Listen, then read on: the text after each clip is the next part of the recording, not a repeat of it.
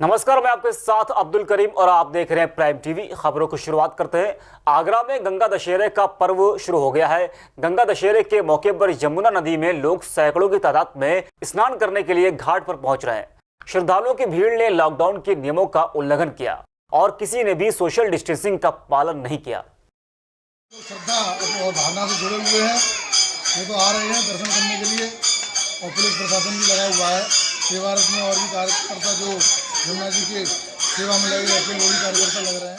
सीतापुर के महोली थाने में तैनात दरोगा पर दबंगई करने का आरोप लगा है। दरअसल एक परिवार के दो लोगों के बीच विवाद हुआ। इस विवाद में जमकर मारपीट हुई, जिसके बाद दरोगा अपनी टीम के साथ पहुंचे, लेकिन यहां घर में मौजूद महिला के साथ दरोगा ने बदतमीजी की और उसे जबरन पकड़कर अपने साथ ले गए।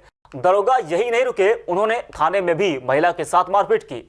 महोली थाने के दरोगा ने ऐसा पहली बार नहीं किया, बल्कि इससे पहले भी दरोगा ने एक बुजुर्ग का जबरन चालान काटकर उसके साथ मारपीट की थी, जिससे परेशान होकर सभी पीड़ित लखनऊ आईजी के पास पहुंचे थे। कोरोना महामारी को रोकने के लिए दिन रात कोरोना वॉरियर्स अपनी ड्यूटी पर तैनात हैं। कोरोना वॉरियर्स की हौसला अफजाई करते हुए अमेठी में मालिक मोहम्मद जायसी सेवा संस्थान के अध्यक्ष मुनव्वर अली उन्हें सम्मानित किया। कई सामाजिक संगठन ऐसे हैं जो पुलिस वालों को प्रशस्ति पत्र देकर सम्मानित कर रहे हैं। संस्थान के अध्यक्ष ने कोतवाली प्रभारी श्याम सुंदर को सम्मानित किया। कोरोना महामारी को देखते हुए जिस हिसाब से प्रशासन काम कर रहा है रात दिन बिना सोए, उसी हिसाब से हम लोग सोचो उनको भी सम्मान दिया जाए। आज उनको सम्मान देके हमको गौरव महसूस हो रहा है। सम्मान में आपने क्या दिया उनको? प्रवेश पत्र दिया गया। संत कबीर नगर में एक युवक ने अपनी 3 मासूम बेटियों को नदी में फेंक दिया। स्थानीय लोगों के मुताबिक आरोपी कुछ दिन पहले ही मुंबई से लौटकर घर आया था। वही घटना की जानकारी होने के बाद पुलिस ने एसडीआरएफ टीम को सूचना देने के साथ मौके पर पहुंची और स्थानीय गोताखोरों से नदी में बच्चियों के शव को ढूंढने के आदेश दे दिए।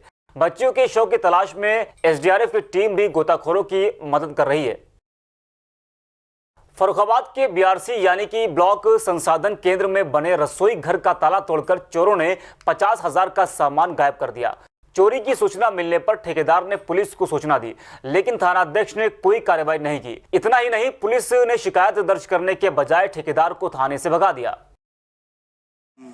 और जिस टाइम लॉकडाउन चालू हुआ तो सारा सामान अपना यहीं छोड़ गए थे, क्योंकि लॉकडाउन था इसलिए निकलना बैठना बंद था। तो यहाँ पे चोरी हुई, कुंडी काट के जितना सामान था सारा सामान निकाल ले गए। थाने गए रिपोर्ट लिखाने, तो उन्होंने ये कहा कि आप वहाँ के 4th क्लास कर्मचारियों को नेम्ड करिए। मतलब पुलिस को सुनी नहीं आपकी? पुलिस ने कतई सुनी नहीं, वो तो ये चाहते हैं आप नेम्ड कर दो। मतलब पुलिस ने आपको टरका दिया यहाँ से? बिल्कुल बिल्कुल साहब। तो उसमें क्या क्या गया आपका सामान? सामान था 4 सिलेंडर, रिफाइंड, दालें और कई चीजें, मिक्सी वगैरह। मतलब कितने रुपए तक का नुकसान है आपका यहाँ पे? लगभग 50,000 से ऊपर का। मथुरा के सुरीर थाना क्षेत्र में यमुना नदी में नहाने गई किशोरी डूब गई।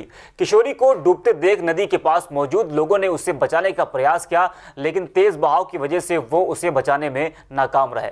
नदी में डूबने की सूचना पर इलाके की पुलिस गोताखोरों के साथ मौके पर पहुंच गई और पुलिस ने किशोरी को ढूंढने की कोशिश शुरू कर दी। दशहरा के उपलक्ष्य में गांव वाले लोग कुछ यहाँ पे नहाने के लिए आते हैं, यमुना स्नान करने के लिए। तो यहाँ पे अपने परिवारीजनों के साथ एक परिवार आया हुआ था नहाने के लिए। तो उनके साथ एक लड़की थी, उसकी उम्र तकरीबन 14 से 15 वर्ष की होगी। क्या नाम था बच्ची का? शायद उसका नाम लता था, शायद ऊषा नाम था। ऊषा किसकी बच्ची है? वो राजकुमार शर्मा की। बदायूं के थाना अलापुर में लापता व्यक्ति का शव गांव के बाहर से बरामद हुआ। सूचना के आधार पर पुलिस गांव में पहुंची। लोगों का कहना है कि 2 पक्षों के विवाद में ही व्यक्ति की हत्या की गई है। गांव में सन्नाटा देखने को मिल रहा है और कुछ ग्रामीण तो गांव से भी बाहर चले गए हैं। पुलिस हत्यारों का पता लगा रही है और जल्द ही हत्या का खुलासा हो सकता है। एक युवक का शव बरामद हुआ है। युवक के शव पर चोटों में काफी निशान है और गनशॉट इंजरी भी है। गांव के कुछ लोगों पर इसकी हत्या करने का आरोप है। इस प्रकरण को लेकर लाश बरामद करके पंचायतनामा के बाद पोस्टमार्टम की कार्रवाई के लिए भेज दिया गया है और शीघ्र ही युवकों की गिरफ्तारी की जाएगी। हमीरपुर में पुलिस का अमानवीय चेहरा सामने आया है, जहां एक महिला की हत्या के बाद उसका शव घर से बरामद हुआ। पुलिस ने शव को पोस्टमार्टम के लिए भेजा, लेकिन पुलिस वालों ने एक चूक कर दी। पोस्टमार्टम के लिए महिला के शव को ई रिक्शा में रखकर होमगार्ड के साथ रवाना कर दिया। ई रिक्शा से डेड बॉडी बाहर निकल रही थी। घटनास्थल से पोस्टमार्टम हाउस करीब 15 किलोमीटर दूर था। 9 बजे समय फ़ोन आया, मुख्तार ने फ़ोन किया, बोला कि तुम्हारी बहन की फांसी लगा के मर गई है। तब हम लोगों को पता चला तो सुबह जब हम यहाँ से गए वहाँ पे तो देखा उसको बहुत बुरी तरीके से मारा गया था। हर जगह उसके शरीर में जख्म थे, हर जगह पेट पूरी काली पड़ी थी, इतना मारा गया उसे, और मुंह दबा दबा के मारा गया तो खून सब फैला था। हरदोई के मल्लावा कोतवाली में 2 महिलाओं ने एक ज्वेलरी की दुकान में घुसकर अपना हाथ साफ कर लिया।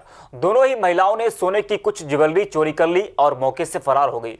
चोरी की यह घटना सीसीटीवी कैमरे में कैद हो गई, जिसके आधार पर दुकान मालिक ने घटना की जानकारी पुलिस को दी।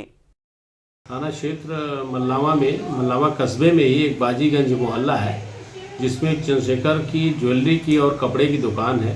उस दुकान में 2 महिलाएं घुसी थी और उनको चकमा दे करके उनकी 2 झुमके चुरा लिया था उन्होंने। इस पूरे प्रकरण की रिकॉर्डिंग जो है सीसीटीवी कैमरे में हुई है। अभी प्रकरण में कोई तहरीर प्राप्त नहीं हुई है। अतिशीघ्र तहरीर प्राप्त करके FIR दर्ज करके इन महिलाओं की तलाश की जाएगी और घटना का अनावरण किया जाएगा। मथुरा में गंगा दशहरा पर्व पर यमुना नदी में श्रद्धालुओं ने सामाजिक दूरी के साथ आस्था की डुबकी लगाई। गंगा दशहरा पर्व पर प्रशासन की ओर से पूरे इंतजाम किए गए थे। नदी के किनारे नाविकों को भी तैनात किया गया था। कहा जा रहा है कि पहले के मुकाबले और कोरोना की वजह से इस बार ज्यादा लोग स्नान नहीं कर पाए। जमुना में जो लोग श्रद्धालु आ रहे जा रहे हैं उनको हमें ये देखना है कि कोई अंदर ना जा सके, ज़्यादा भीड़ भाड़ इकट्ठी ना हो सके, सोशल डिस्टेंसिंग बनी रहे और सुरक्षा व्यवस्था जो है बनी रहे। ये सारे जो है ध्यान रखना है और जनता को समझाना है कि एक एक करके अपना दर्शन करें या स्नान करें, भीड़ न लगाएं। संभल में राइफल के साथ कुछ लोगों का वीडियो तेजी से वायरल हो रहा है। वायरल वीडियो में लोग गोली मारने की भी बात कर रहे थे। कहा जा रहा है कि आपसी रंजिश में मौजूदा प्रधान को पूर्व प्रधान ने अपने साथियों के साथ मिलकर उसे घेर लिया था। बहरहाल पुलिस ने इस मामले में 4 लोगों को गिरफ्तार किया है। संभल में धनारी क्षेत्र में कमरे से युवक का शव बरामद हुआ। परिजनों के मुताबिक पुलिस ने युवक के खिलाफ झूठा मुकदमा दर्ज किया था और थाने में पुलिस वालों ने उसकी पिटाई भी की और पीड़ित से पैसे की मांग की थी। पुलिस की पिटाई से आहत होकर युवक ने फांसी लगा ली। कश्मीर से लेकर कन्याकुमारी तक, गुजरात से लेकर अरुणाचल तक, सत्ता के गलियारों से खेल के मैदानों तक, नहीं छूटती कोई खबर। सबसे सटीक, सबसे दमदार, सिर्फ प्राइम टीवी पर।